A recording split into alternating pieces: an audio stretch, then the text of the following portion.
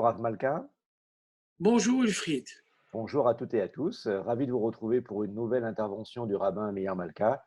Aujourd'hui, nous évoquerons le jeûne du 10 Tevet.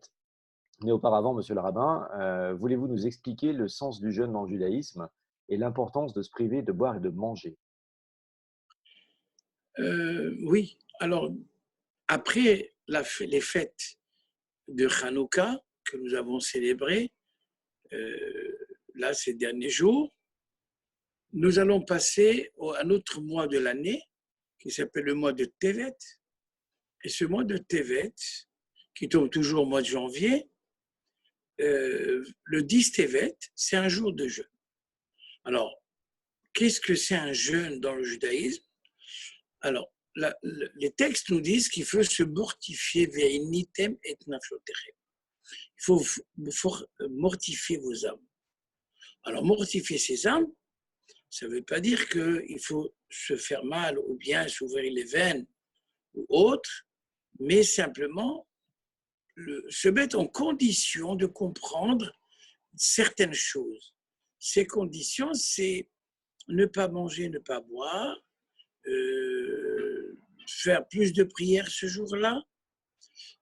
Alors, c'est quoi un jeûne? C'est un jour où il y a eu un malheur. Il y a 6 jeûnes dans l'année. Il y a des longs jeûnes et des petits jeûnes. Les longs jeûnes, ils durent 25 heures, 12 minutes.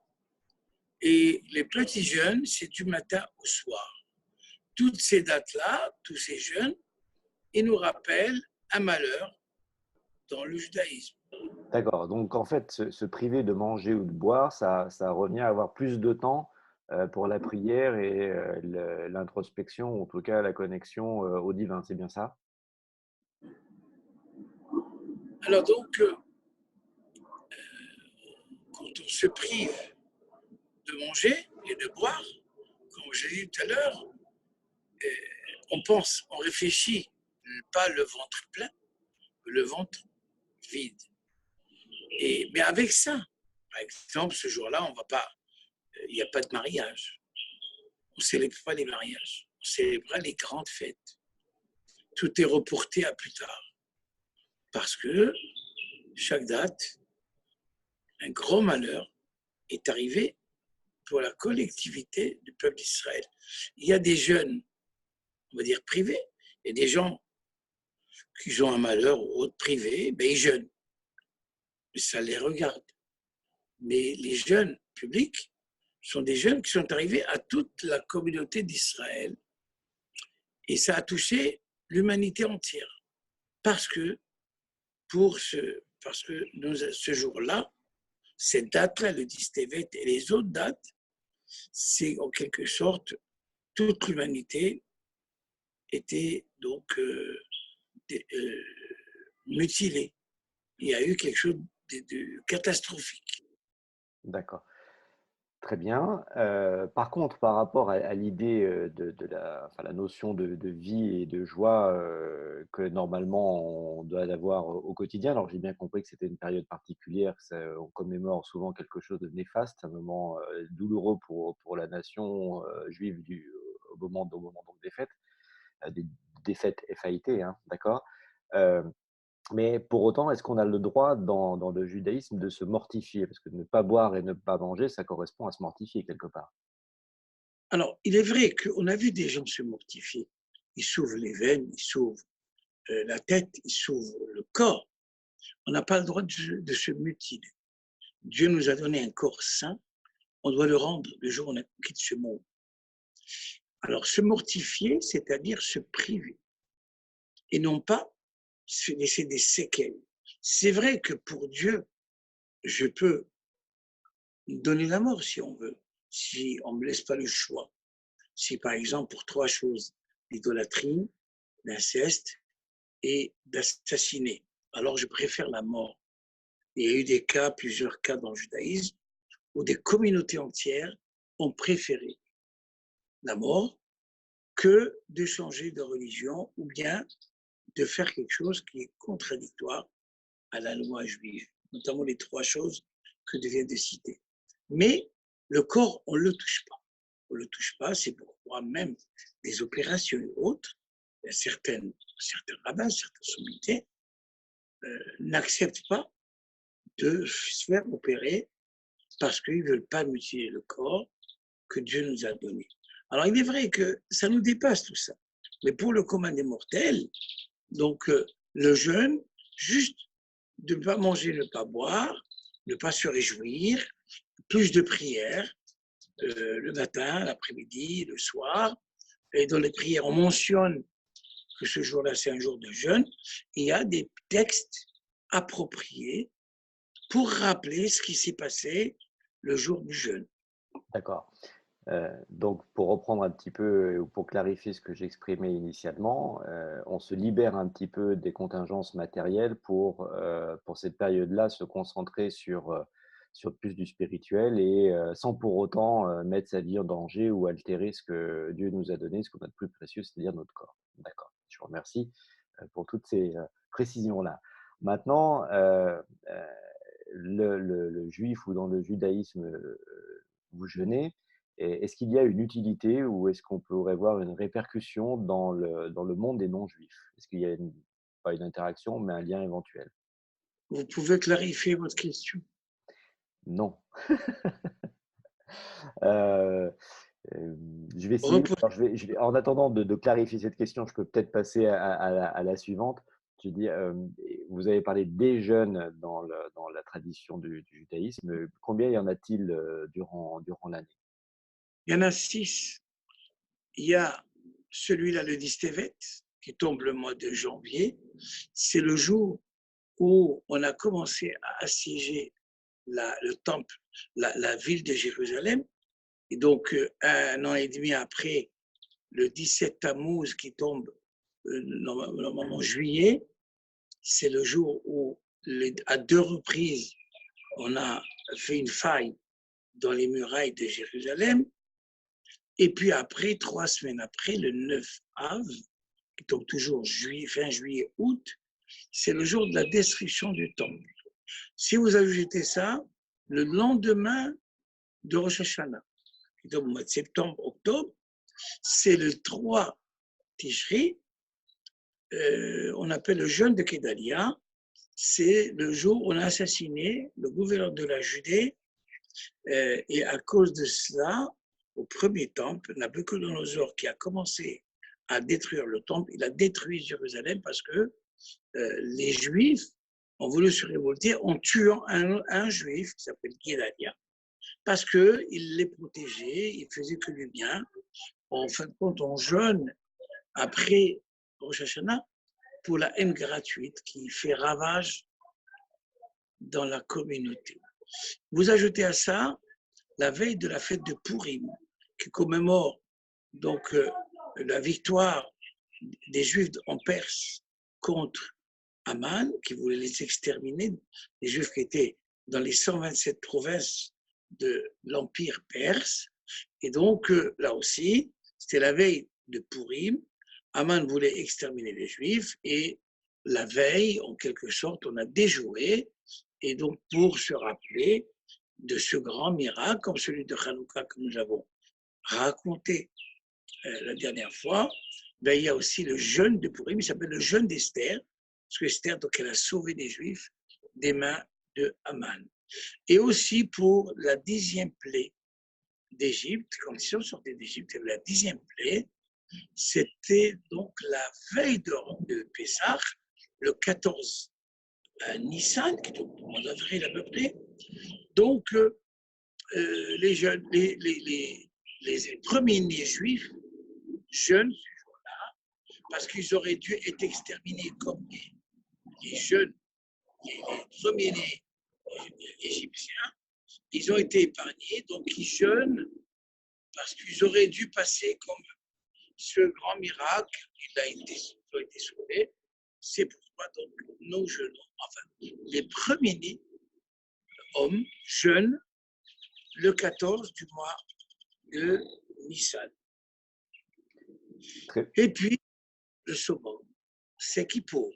Kippour, c'est Disticherie, c'est après Rosh Hashanah, après le jeûne de Guédalia. Là, c'est le seul jeûne de la Torah qui est imposé par la Torah. Et ce jour-là, Dieu a dit, vous jeûnerez pour vous faire pardonner les fautes que vous avez commises pour moi, contre moi. Et donc, le jour de Kippour, que tout le monde connaît par le grand pardon, c'est un jeûne donc, qui est donc pour se mortifier. Nous ne mangeons pas, nous ne buvons pas, on ne se lave pas, les relations sexuelles avec sa femme sont interdites, et plusieurs choses, c'est comme Shabbat. Le jour de Kippour, c'est un jour vraiment presque complètement consacré à Hachem, à Dieu, pour nous pardonner de nos fautes. Très bien, monsieur le rabbin. On a couvert l'ensemble des jeûnes de l'année, des 6 jeûnes de l'année. Concernant le 10 Tevet, pour revenir au sujet du jour, est-ce que vous auriez des précisions à nous apporter? C'est pas pénitence, c'est pas le bon terme, mais quel est ce triste jour? Pouvez-vous nous évoquer tout Voilà, ça? le 10 Tevet, c'est c'est un jour donc, où il y a eu, je l'ai dit tout à l'heure, à 2 reprises, le siège, le début du siège de Jérusalem. Jérusalem et le temple, c'était en quelque sorte la garantie que Hachem réside en permanence parmi nous.